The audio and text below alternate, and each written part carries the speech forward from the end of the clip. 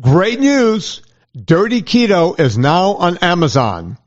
If you're living in the U.S., go straight to Amazon and get Dirty Keto. Watch it, rate it, and review it. If you're outside of the U.S., meaning Western Europe or Canada or Mexico, it's not there yet. Don't ask me why. Listen, those people made me put a PG-13 rating on it when there was nothing in it that would have caused that. But let's get ahead of this thing. Let's watch it, rate it, and review it. Go get Dirty Keto right now, and on with the show. Thanks for listening to Vinny Tortorich on NSNG Lifestyle Audio. Welcome to the Fitness Confidential Podcast with Vinny Tortorich, founder of NSNG, and co-host Gina Grad. Brought to you by PureVitaminClub.com, the world's purest vitamins.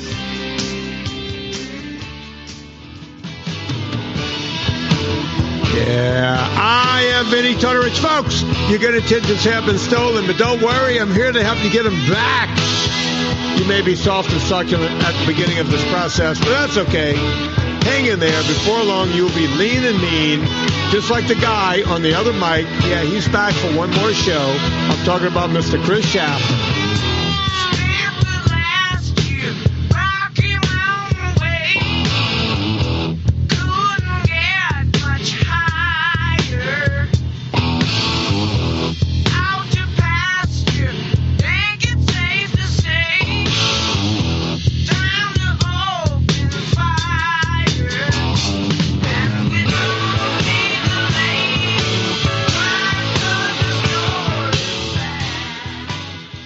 Yeah, Rocky Mountain Way was better than the way we had.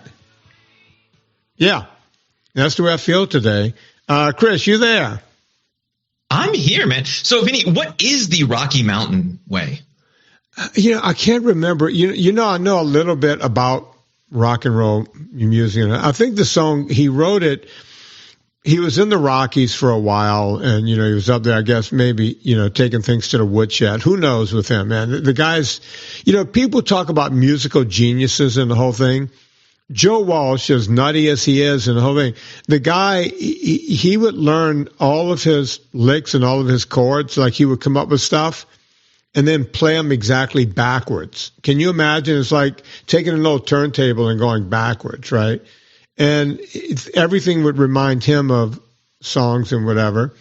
And he was in the Rocky Mountains for a long time, and he was leaving. He could see the mountains behind him as he was leaving. He's in the flats and the plains now, I guess. You can see him behind you, and he goes, Rocky Mountain, that way of life was better than the way we had. I don't know why I'm leaving here. And it's something to do with that. And that song came to mind because I've had one of those kind of days, to be honest with you. And I probably shouldn't be podcasting right now, to be honest with you. Do I need to take your keys? I need to take the mic? Yeah, you might want to take over. It's the Wednesday show, folks. This is, Gina Grad. You hear her name at the top of the show. We haven't changed it yet, because we're trying out new things on Wednesday right now. Chris has been coming in. He's been gracious enough.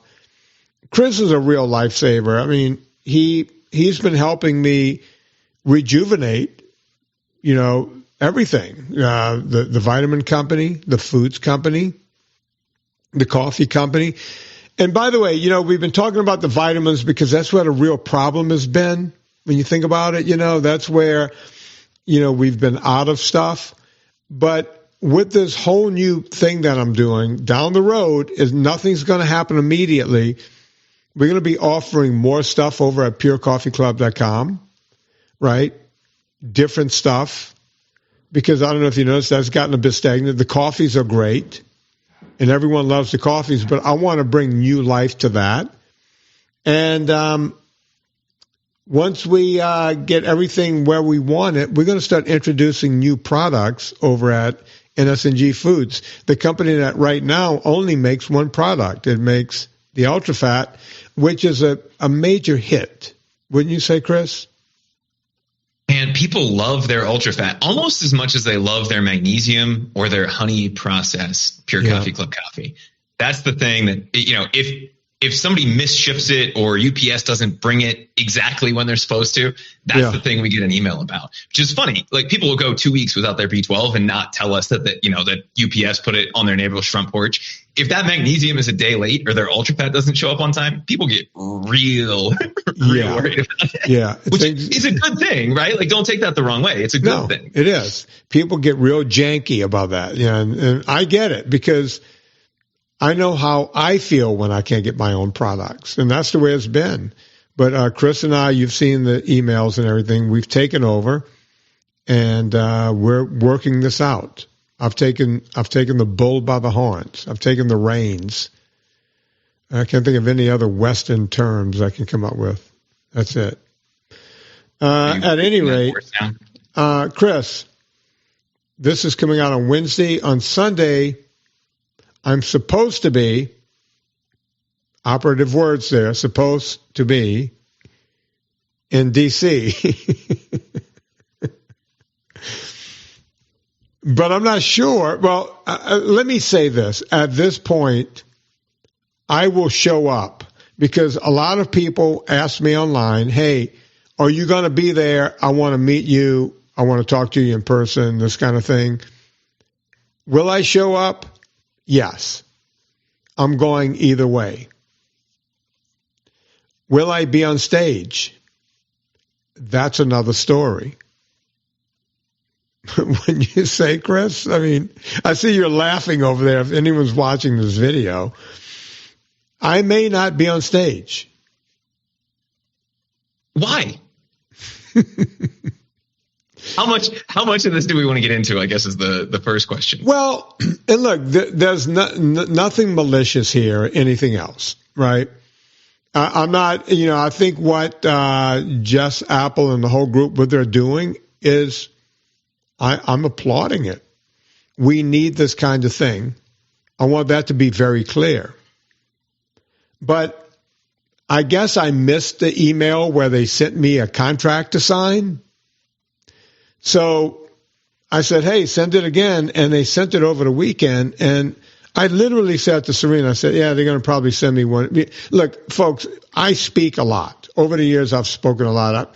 I've been paid $10,000, $15,000. I'm exaggerating. The most I've ever gotten paid was $14,000 to speak. Right. But with inflation, Yeah. I'm a paid speaker. Okay. Do I ever speak for free? Absolutely. Did I offer, my services for free for this? Yes, I did. So did everyone else on that list. Go look down the list. No one got paid. So this is not about money. I offered to do this because I think this is a worthy cause. I still think it's a worthy cause. But do not send me a 1, 2, 3 page and then sign on the back of the 4th page contract to sign. I don't get people to sign 4-page contracts when they're doing my documentaries. It's a simple release, right? It's a 1-paragraph release. Whenever anyone's had me sign anything at conventions, when I go speak to, the insurance companies of the blah, blah, blah in Peoria, wherever I go, it's a 1-paragraph release or nothing. Most of the time, it's nothing. Or they make you sign that you received your check. We paid you this amount of money. The problem I'm having is all of the stuff in the contract. And Chris and I agree that they probably got AI to write this and didn't really read it themselves. Chris, you want to step in and add anything to this? So the AI thing came from the email that you got that has all kinds of weird formatting things that happens when you copy and paste from something like ChatGPT. Right. So if something's bold in ChatGPT or it sets it up as a headline, if you copy and paste it out, a lot of times you'll end up with **. because Google Docs or Gmail or whatever doesn't necessarily know what that's supposed to be. Right. And it just has to put something there. So we see that. And then we see I'm just going to call it a release because that's technically what it is, but it's, 4 pages. I'm going to read what it says on the top, right? I'll just read the bold. Speaker agreement between Speaker and Metabolic Revolution, Inc. Now, let me just say this, Chris, before you go on. I had to print this out, right? And supposed to sign it, I guess, scan it and send it back. So Serena, we have the printer in her office, and Serena goes, "Oh, that thing is in my office." And I said, "Yeah, just sign it for me and send it out," because Serena is allowed to sign for me if I say so. She called me through an intercom system we have in the house. She goes, "You need to read this." Yeah, I can't sign this. Which I was like, and I in a huff, I go upstairs and I grab it and I read number 1. It's like, okay. Then I read number 2 and I go, wait, what? What are we doing here? Can I read a piece of number 2? I'm curious what people's first interpretation of this is, because you read it one way and I read it another way and went, would they have written this any more inhumanly? Right. And you have a lawyer in the family. I'm curious what their feedback was. But to me, look, nothing in a legal contract shouldn't be readable by a human being and understandable by a human being, right? You shouldn't have to hire a lawyer to read another lawyer's work and then interpret the 15 different ways that they could mean what they say. Well, look, I could have sent this to my attorney and it would have cost me money. But my daughter does contract law for one of the biggest law firms in New York, right? She's with one of those big boutique firms. So I sent it to Tallulah. I said, Tallulah, can you just rub an eyeball on this for me and get back to me? Number 2, I give you, meaning I give Metabolic Revolution, I give you the right in your sole discretion to edit my statements, appearance, and or activities with any other materials, and it goes on from there. You can edit, you can take whatever I say, you can edit it and change it and do whatever you want with it. Who in their right mind would sign this? So what did I say to you? Because you called me and you said, what are they trying to say, right? You said, am I misreading something here? No, that's literally what it says. But they then say, don't worry, bro. Trust us.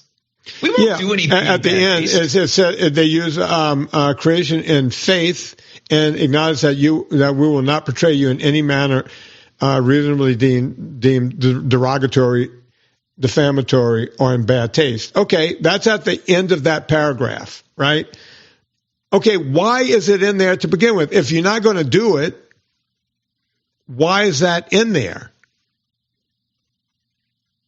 The only thing that I can think of with this, and this is what I said to you on the phone, and I've read it 3 times since then, because this is not a way, again, and anybody who's ever read a legal contract would understand that lawyers, no offense to any lawyers listening, you're not human beings, right? Like the way that lawyers write are not for consumption by other human beings. If you and I wrote this contract, Vinny, what this would say is, I, being Vinny Tortorich, give you, Metabolic Revolution, the rights to use my speech and parts of my speech, clips on my speech, on video, social media platforms, whatever.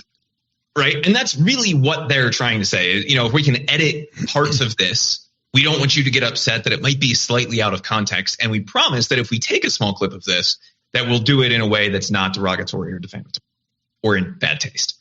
But why not just write it in English and say, I give you the rights to the video. You can use it for clips and whatever and be done with it. Look, when we send out our thing to, whenever I do my documentaries, it actually says in there, we won't change or try to edit your words in any way, shape, or form. We say that up front. That, so you can say, well, Vinny, the vegans wouldn't come. Yeah, but we don't say to them, hey, we have the right vegan guys who might come onto my thing to edit. Blah, blah, blah, blah. They get the same contract that Nina and Eric Westman and Drew Pinsky and all those people get, right? They don't get a different one. They get the same one. Everyone gets the same contract. None of it says we have the right to edit you and chop it up and do whatever we want. That's what number 2 says.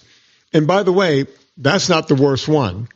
I'm not going to go through this whole contract. There's another one.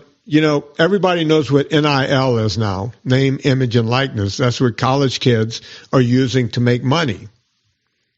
They're saying, hey, Vin, we can use your name, image, and likeness to go make all the money we want. And by the way, hey, Vin, we got you to come here for free. We're not paying for your gas. We're not paying hotel room. We're not paying anything. You come on your dime, and we're going to go make money on this later. That's the way I read it. Did you read it any other way? Yeah, and so I think you're reading this from a words on the page standpoint. The way that I'm reading this is from a CYA standpoint. Right? And so what I think this is a boilerplate contract that this law firm has, that Metabolic Revolution is using. Either that, or they just use ChatGPT and say, can you include everything that could ever be a possible thing? And so what they're saying is, maybe down the road, if we make $2 on this on YouTube, we don't want people to be worried about it, right? But the way that it's phrased makes it seem like they're going to take this and sell it, which is not, more power to you as long as that's the agreement up front. Right. But don't tell me that 6 years from now you can take this and do that, and I don't have anything to say about it. Well, that's why, I'm going to get Tallulah to redline it, and I'm calling them and saying, hey, I'm writing to Just Apple right after this podcast and saying, hey, listen, I'm going to sign this, but it won't be signed by midnight tonight, which is the deadline. My attorney has to go through this. Period. I don't sign anything. I mean, it's crazy. And there's a few other things in there that was kind of nutty. But my promise to people, I've spoke to people on X and on Instagram and everywhere else. And some of the phone callers who have called me over the past week or two, hey, I'm going to be in D.C. I want to meet you in person. I want to shake your hand, the whole thing. For that reason, I'm going to show up anyway. I may not be on stage. I just want you guys to know that. The other thing they wanted, which I refused to do, is they want my speech in advance. And all I can tell you about that is I couldn't stop laughing. And when Serena read that, she couldn't stop laughing. And when Chris read it, well, he got a pretty good chuckle out of it too. I've never written down, I walk on stage and go for an hour sometimes. Ask me how many speeches I've written. Go ahead, Chris. Ask me how many speeches I've written. Probably one once in high school. Not even that. Not even that. Everything I've ever done, I know my subject. I know what I'm doing. I know what I'm going to say when I walk on stage. I don't get up there and stammer and stutter and everything else. I do what I have to do. They told me I have 5 minutes to do a rah-rah. That's all this is it's a rah-rah, 5 minutes. I know Eric Westman. He's a friend. You think he's going to rah-rah as well as I do? I don't think so. I know Mark Cucuzella. He's a good friend. You think he could go up there and rah-rah as much as I can? I don't think so. Nina, love her like a sister. People love their sisters, right? Yeah, I guess they do. You think she's going to go up there with the energy I'm going to go up there with? I don't think so. I do this for a living. They write for a living. The other two are doctors, right? So if they don't want me up there, if you want to have a rally and not have the guy that's going to get the crowd going, that's fine with me. I'll be in the crowd cheering on everyone else. I'm not poo-pooing this company or anything else. I think what they're doing is a great thing. And I want them to succeed. I just can't sign that contract the way it's written. Would you sign it, Chris? Go on. I think you just made a good point Vinny, and I don't want any of this to be taken the wrong way, right? This is not an attack on Jess Apple. It's not an attack on anything that's happening, other than the only thing you do when you massively overcomplicate things is turn people off, right? There should be a very simple thing. Hey, Vinny, can you come speak? Yes. Can we use the video?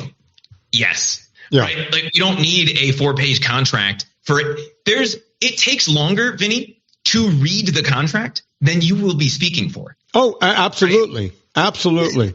Yeah. It's 4 pages. Well, I'm exaggerating. It's 3.5 pages long. And the thing I send out whenever people do my documentaries is 1 paragraph long, and that's it. Right? And everything I've ever gotten from companies that will pay me in excess of $10,000 to go speak is the 1 paragraph thing. I've never had a front and back even. It's all one. As a matter of fact, I'll flip it over to make sure there's nothing on the back before I sign it. Right? I've gone as far as Norway to give speeches, which is odd to me. You couldn't find one guy in Europe. There's not one Vinny type in Europe.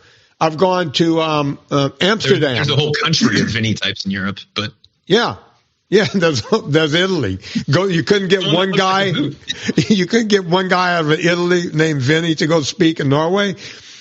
I've been to Anne Frank. I just said it. Anne Frank. Where did Anne Frank die? Where was her? After Norway, I said it. Austria. What? No, she was in, where you have the whores in a window. Amsterdam. The whores. In the red light district. I got Amsterdam. Right there next to Norway, yeah. An English something company invited me to Amsterdam. That's where I got $14,000. That's an odd number, but they gave me $10,000 to speak and $4,000 worth of travel. $14,000. They said, we'll give you $4,000 for travel, and whatever you keep out of that, you keep. Right? I went, screw that, I'm bringing my wife with me and my daughter. And I got cheaper tickets and got everyone there, and the hotel was free, and it was a beautiful hotel, and we had a wonderful time. Right? And I had to go sing and dance for 45 minutes and had a great time.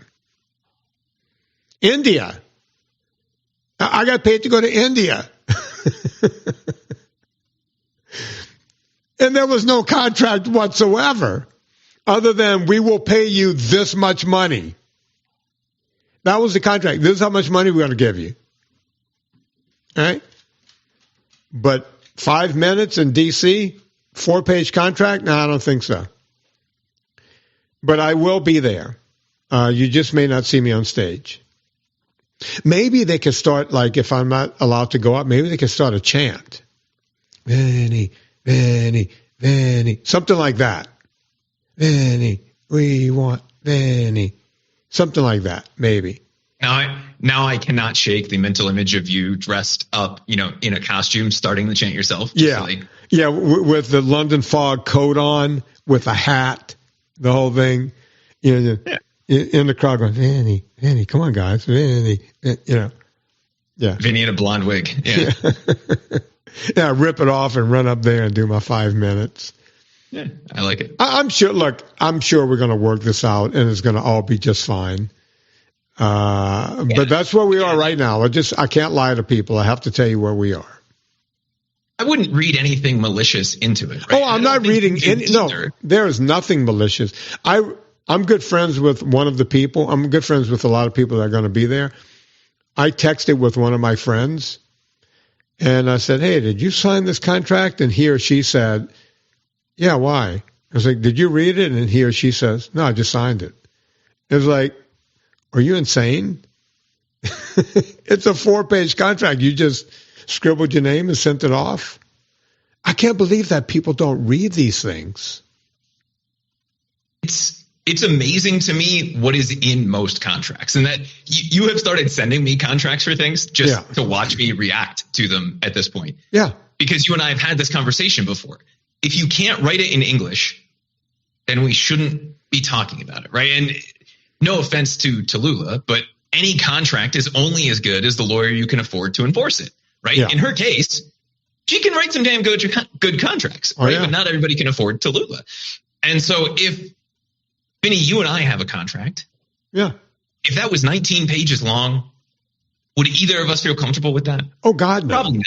No, because there's something in there that can indemnify me or you, right, for anything, or make us guilty of anything. Either way, if we combine Section 9, Section 11, and Section 14, it means I can burn down your house and you can't do anything about it. Yeah, it's as a matter of fact, it's mandatory that you come over and set up a match to my house. You have to let me do it every 3 months. Yeah, it's in the contract. Every time the house is built again, we have to come back over and burn it down. But you have anything over there, Chris? I think we've talked that to death. I do. So, Vinny, I know you're not a huge international news reader, but I had a story come across my feed right after we recorded the Wednesday show last week that I wanted to run by you. It came to me from Sky News, and it's called "Why So Many Companies Are Withdrawing Vegan Products." So apparently, year over year, vegan products on the market are down 21% in terms of consumer goods. Mm-hmm. Now, they're blaming a lot of different things, but they're saying veganism at home is not as popular as it was in 2020. And so all of these companies, your Impossible Burgers, I think Kevin Hart shut down all his vegan restaurants, right? Yeah. He had a whole chain of vegan restaurants. Mm-hmm. They've all shut down recently. And they're basically saying, since people aren't stuck at home anymore, no one is looking at veganism. Now, we could run and chant and cheer about that, but I did something because they mentioned the Google trend for vegan searches. And if you're not familiar with Google Trends, you can go to trends.google.com, type in any keyword or any idea, and it will show you over time how popular something is. And you can see over the last 5 years that veganism is on a fairly substantial downturn. There was a big peak during 2020, and it's going down. I said, I wonder if it's just veganism. So I put in keto, low carb, any other variation of non-standard American diet that I could think of, intermittent fasting. And almost everything is on that same downturn. Mm. Not to the same extent, but they all are all trending down. And I wanted to pick your brain for a minute as to why that might be. Are people less interested in their health? Is it the Ozempic effect? Like people just aren't thinking about fixing their way of eating anymore because there's now a pill or a shot that they can have that's going to help them with that. What comes to mind when you hear that? Because it's not just veganism. It seems to be pretty much every way of eating that is on that same downward trend. Yeah. Okay. Yeah, I was just, it's funny. I was just in the gym. I went to the gym in town, and the owner was talking to me about something. He had just fixed a piece of equipment, and he said, I can lift this cable up a little higher and move this up. What do you think? He always comes to me, and because he knows I've been in gyms since literally 1975, 76. When I started working in a gym, when I helped the guy in my hometown build a gym, because before that we were working out in his garage. So I've been a gym rat my entire life. And then I was in charge of, when I was still at Tulane, I got hired as an undergrad to, after, football, to keep working there. And of course, Newman School, when I went there, that's where all the Manning kids went, including Arch and, all three, Eli, Cooper and the other one. They all went to Newman School. That's the school I was the head strength coach there for years. So I've run and managed a lot of gyms, and I was just talking to the owner of the gym, and he was saying, yeah, you think I should do this? And he comes to me when he sees me in there. He doesn't want to bother me. He's a guy about my age. He's Middle Eastern. He keeps his gym up really nicely, and that's why I go to that gym. It's small. It's not like a big, gym type of deal.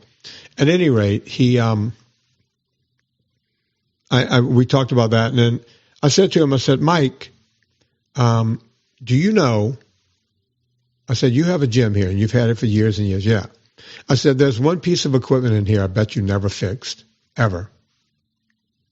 And he goes, I think I had to fix everything at some point. I said, no.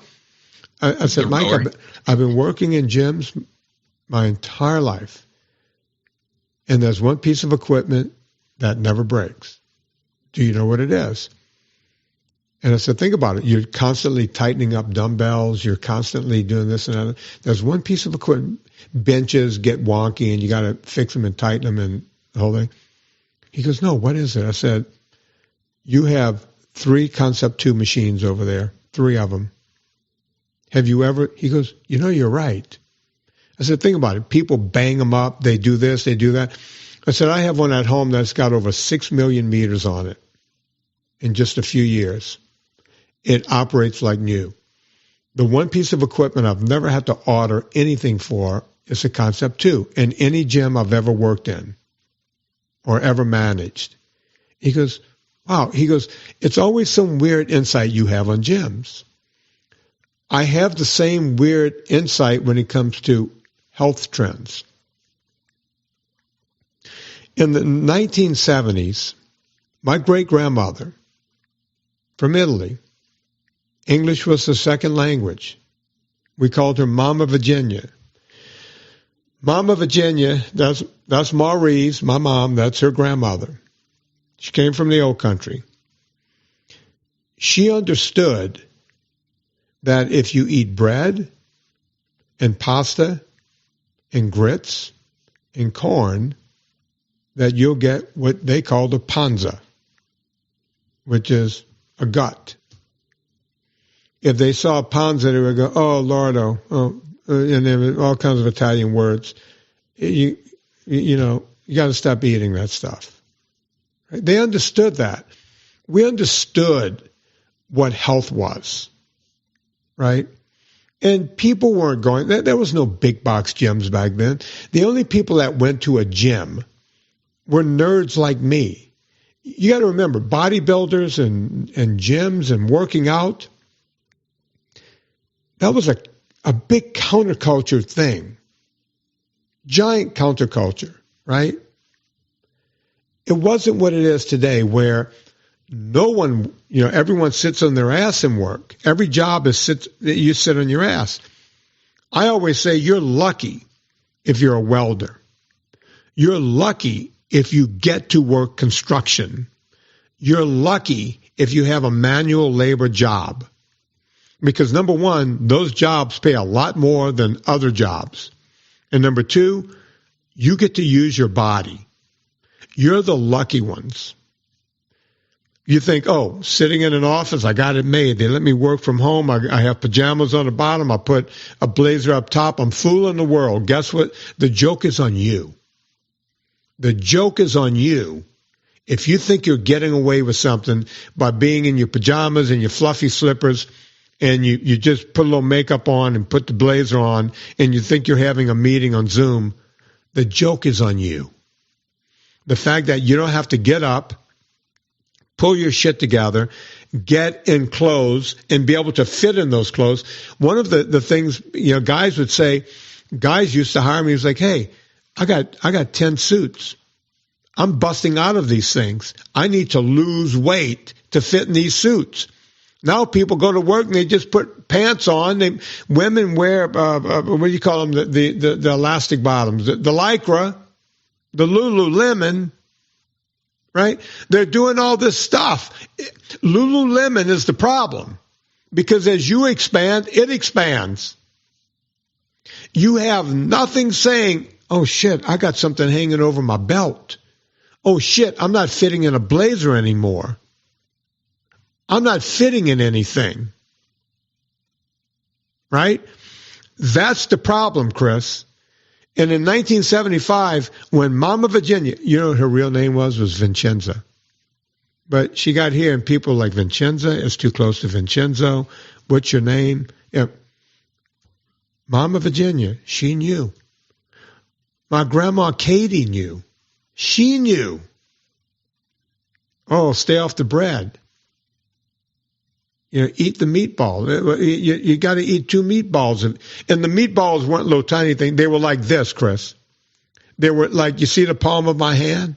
They were like that, like the palm. You got to eat 2 meatballs, don't just eat the spaghetti, right?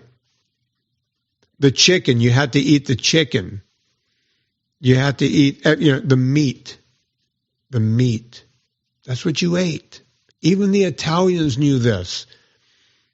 We knew what it was. We knew how to stay thin. You eat meat to stay strong. Now, veganism, I get why people do it. I get it, right? They think, I'm going to be virtuous. I'm going to be healthy. Vegans are healthy. That's what, it says. It's like vegetable right in the world, in the title, vegan, vegetable. Okay. It's what I think I'm supposed to be doing. But it doesn't help anything, right? When I went to the big health expo back in 2021, everything there was chicken reimagined, fish reimagined, ice cream reimagined. Everything was vegan, vegan, vegan, vegan. And I said to Andy Schreiber at the time, I said, this is not going to work out. This cannot work out. People are not going to eat this. I get it. But people are also tired of keto. Oh, wait, I got to eat what? I got to eat keto? Vinny tells me I got to eat keto? Fuck it, give me some pizza, give me what have you, and I'll just take the Ozempic. I'll take the Jardiance. I'll take the Wegovy. Give me the GLP-1 and let me eat my chips and dip. There's no free lunch. My friend Dr. Drew Pensky says it all the time. There's no free lunch in nature. And boy, was he right. You can't take a GLP-1 and beat this. Now tell me about that graph you have up there, Chris. So this is that Google Trends chart that I put together, Vinny. So blue is vegan, red is keto, yellow is carnivore, green is intermittent, and purple is Mediterranean, because that's the one that we hear about all the time. Right? If we look at this, Mediterranean basically hasn't changed, right? No one seems to really care about the Mediterranean diet, despite the fact that it's what every article says that everybody should be doing.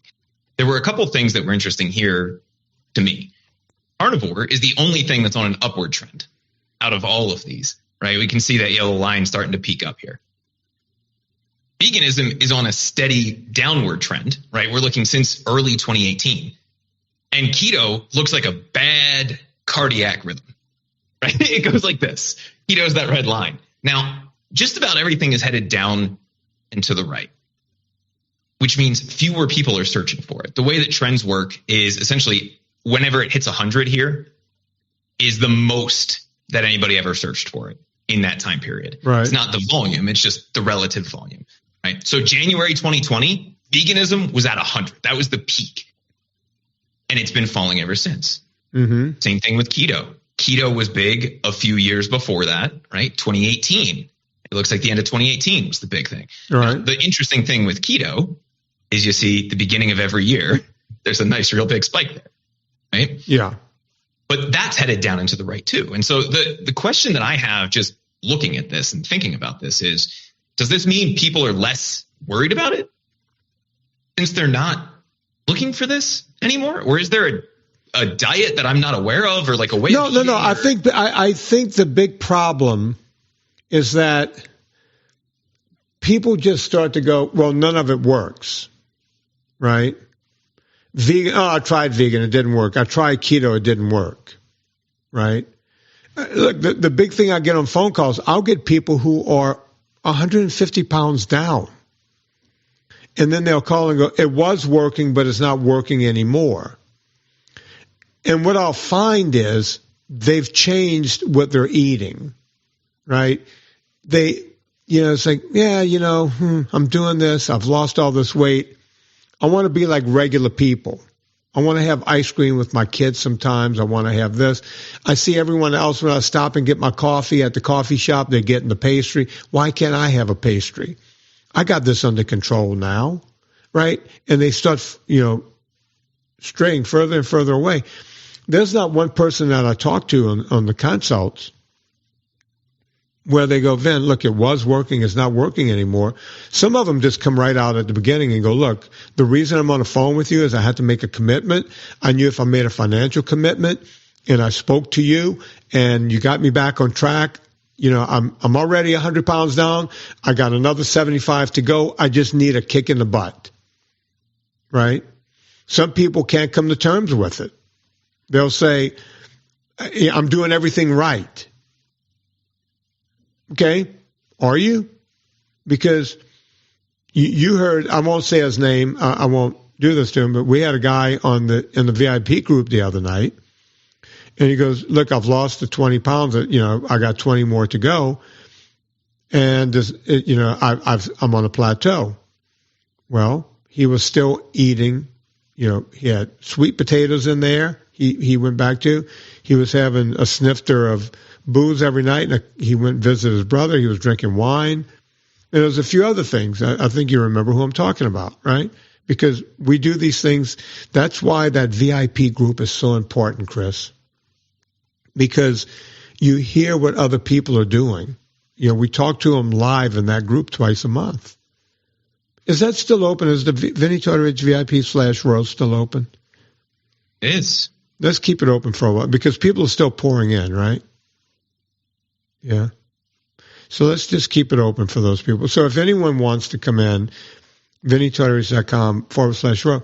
But you know what I'm talking about. These people are talking and going, yeah, I'm not there yet.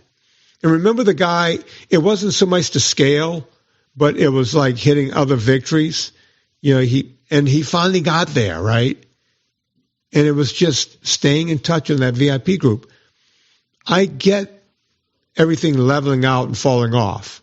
I was telling people back when we started this low carb thing back in 2011, 2012, it was like, look, it's not going to stay up here. It's going to peter down. But just because the trend is down doesn't mean it doesn't work. It just means that people are just bored with it. They're looking for a new shiny object. And guess what? You keep looking for that and you're going to remain unhealthy and fat. Sorry, it's just a fact. Well, and that's the thing that's concerning to me. And I guess I want to chat through this for just a second. Because if we zoom out and go back to 2004, which is when they start showing this data, we can really see where keto took off in 2011, 2012, right? Again, that red line is the ketogenic diet. The blue line is veganism. The bigger concern that I have, and I'm trying to think of something to include in here that would show me that upward trend somewhere else, right? Like if the same amount of people every year are struggling with the weight thing, right? Which is actually probably a bad assumption because it's more people every year are struggling with that problem. Right. There has to be something that's replacing this interest in changing the diet or changing the lifestyle. And if we hit all of the big ones that we hear talked about all of the time, is it that they're replacing this with Ozempic? Or is it that people just kind of know about keto, low carb, carnivore, like they know the options, so they don't even go to Google to search or to think about it anymore? Probably. But look at it. I mean, vegan, I think people look up, vegans, has had a more steady, if you look at that trend, it stays a little higher than keto. Keto had a big blast and then it's fallen off a fair amount. I think people, look, a lot of times I'll hear, oh, yeah, keto. I get it. I know what it is. I can't enjoy anything, right? And with vegan, you can enjoy all the sugar you want. As a matter of fact, they talk about that in the vegan community. Hey, sugar's not off the table. That's vegan. Doesn't that sound better to you? It doesn't work, but it's there. Guess what else is there? Sweet potatoes. Potatoes. Hell, before McDougall died a couple of months ago, he was telling people, eat all the rice you want. You'll never get any kind of type 2 diabetes. You won't get fatty liver disease. It won't raise your blood sugar. Can you imagine? I love rice. I would eat rice around the clock. I would eat rice like a sumo wrestler if I could. Rice, man, you add butter and salt to it. That's a meal in and of itself. What's so funny, Chris? You know, my fiance is Venezuelan. Yeah. If we do rice, which is once, maybe every 2 or 3 months, because she's like, I need rice. I'm like, can you put like 2 tablespoons of butter on mine? And she just looks at me like I am on drugs. Yeah. But if you've never had that combination, right, there's nothing like carbs and fat together. Yeah. And that's just one of those things where it's like, yeah, okay, yeah, you can give me a little bit of the rice, but I want almost as much butter as I have rice, because otherwise it's just eating sand, and there's no point in doing that, right? Yeah. But together, you got something there. Look, red velvet cake or rice and butter with salt. I'm probably going with the rice, butter, and salt. If I want chocolate cake, I'll just eat chocolate cake. You don't have to dye it red for me. Yeah, but red velvet cake has that big icing on it. You know, they always put the big creamy. I don't think I've had that. You know, we're talking about helping people lose weight. Now we're just talking about. Yeah, but, because we need to bring it. We need to bring it to a level, because I get it. I'm a carb addicted person. That's why I haven't had red velvet cake in probably 10 years. Right? I just went through a birthday. Thank God my wife was out of town. I didn't have to celebrate. When I celebrate my birthday, it's because other people want to celebrate for me. I want to say it was like 2 years ago. We became friends with our real estate agent, who's a very sweet woman, and her husband's about my age. And, you know, we went to their house for Super Bowl. We got to know them a little bit, and they're a good couple, a fun couple. And we happened to invite them out with us on Serena's birthday, and they didn't know it was her birthday, right? And we're having dinner and the whole thing. And, you know, I brought it up during dinner, and they were like, oh, my God. And so they had them bring us, like, some dessert to the table. And we all took a spoon out of it, right? And Serena, since I opened up the discussion, she goes, well, Vinny's birthday is next week. I was like, oh, my God, we have to make a cake for you and the whole thing. I was like, no, you don't. And she goes, what was your favorite cake growing up? And I said, well, it's a cake that doesn't actually, you never hear about it anymore. And she goes, what is it? I said, it was called a German chocolate cake. And the guy goes, you're not going to believe this. My wife here is the queen, because they're our age, right? She goes, I say, wait a minute. You actually make a German. He goes, no, you don't understand. She's the queen of the German chocolate cake. And I was like, I can't believe that other people, she was like, this is the only cake we have. Guess what happened the following week when it was my birthday? They came over for dinner, and a German chocolate cake showed up with them. Now, I've made a big deal about German chocolate cake the week before. She shows up with the famous German chocolate cake. I can't sit there and go, I'm not going to have. Besides, I want to have this cake. As a matter of fact, it might be the last time I had cake. It could be the last time I had cake. It was like 2 or 3 birthdays ago. I know me around sweets. I have to stay away from them. Right? That's why I get this. I get what people are. I think people, they're either on or they're off. And yeah, you know, keto is not going to keep trending online, but people are into it. It's kind of like the election that's coming up, Chris. Right? They'll say, Kamala's ahead. Right? And then you'll turn on something else. It's like, Trump is ahead. Right? And it's like whoever you listen to, but I don't think anyone is changing. 9 people that actually answered their landline. Right. And the bottom line is, it's like, I don't know who's ahead, nor do I care, nor do I think that's going to change anyone's opinion on who they're going to vote for. That's why I don't do politics. Everyone knows what they know, and they're going to vote for who they're going to vote for, and that's it. Right? I don't talk about it. I don't try to sway anyone's opinion. Everyone's got their reason for doing what they're going to do. No one's going to talk about, oh, yeah, I'm doing keto and it works. Yeah, it was trending up. It was really big, and now it's dropping off. But I don't think any of it is going away. Veganism isn't going away. I could call my old friend Alexandra Paul. I'm pretty sure she's still not eating animals, right? And she's still not wearing leather belts. She was all in. I mean, that woman was in. She had an electric car before electric cars were a thing. You know? She was that woman. Tree hugger. Love her to death. Probably don't like me very much anymore. I don't know. I don't know if they've gotten to her. You know? Well, we'll share a steak with her. She can have whatever she wants, and I'll eat her portion of the steak. I'm not opposed to that. I don't even think she would go into a steak restaurant. She's a diehard, right?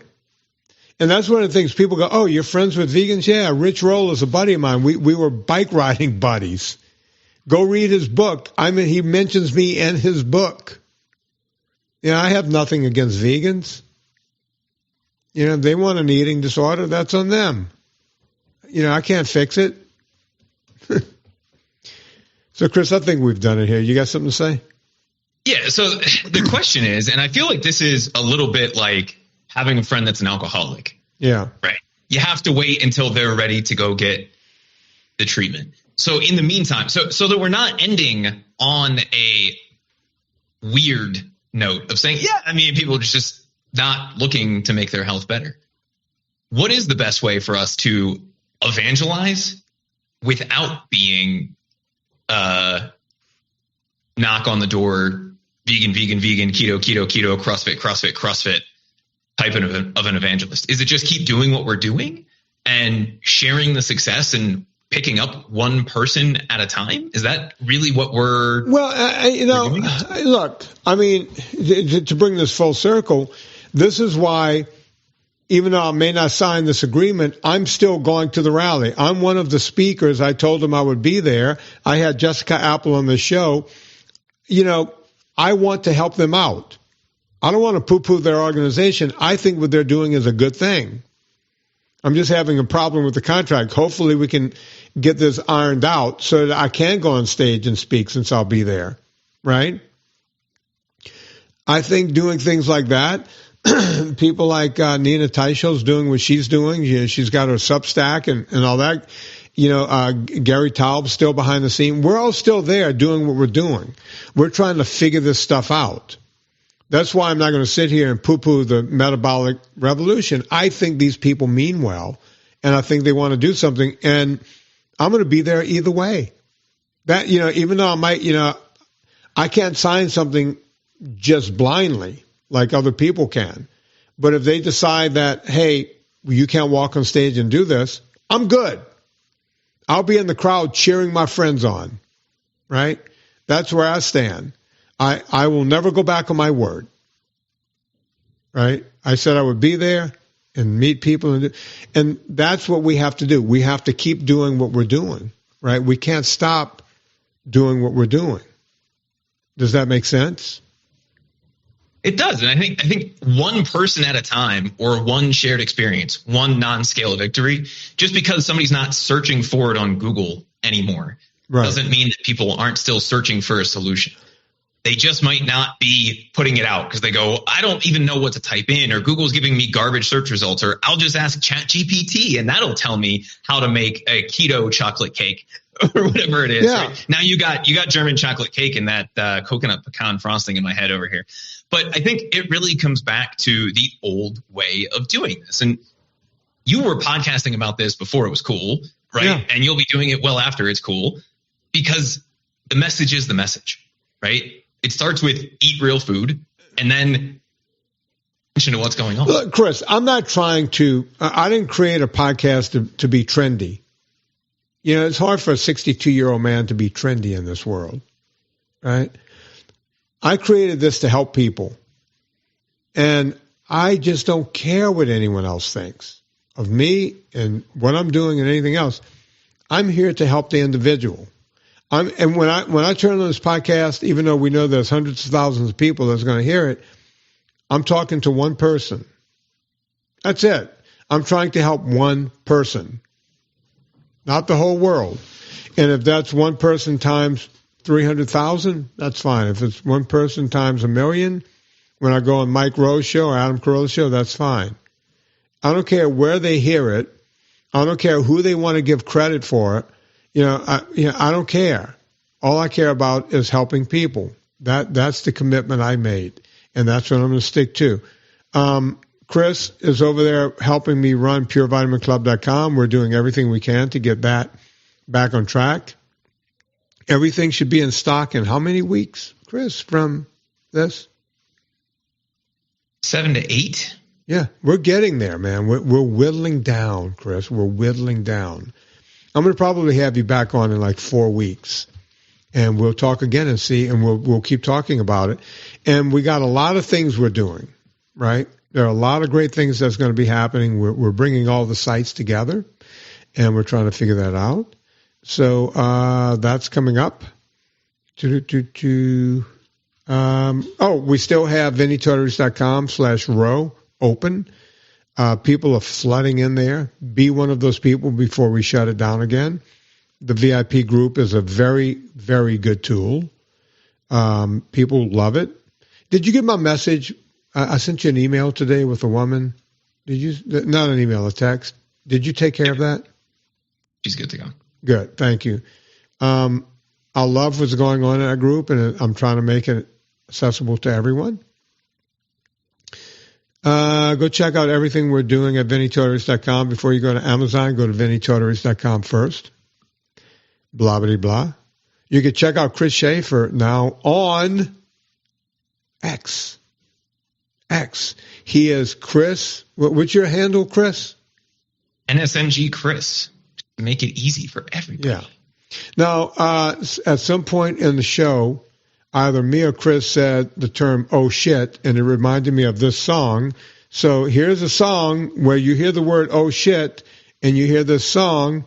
This reminded me of that. So on behalf of Chris Schaefer, my name is Vinny Tortorich. Put life into living. And let's do it with Fergie. Oh shit, oh shit, oh shit, oh shit, oh shit, oh shit. Get ready for this. Oh shit, oh shit. It's me, Fergie. Up here. Hold up. What's up, baby? When I come to the club, step aside. Oh shit, Pop the seats, don't be heavy in the line. oh shit, VIP, cause you know I gotta shine. oh shit, I'm Fergie Ferg, give me love you long time. oh shit, All my girls get down on the floor. Back to back, drop it down real loud. I'm such a lady, but I'm dancing like a house. Cause you know I don't give a fuck, so here we go. How come every time you come around my London Bridge wanna go down like London, wanna go down like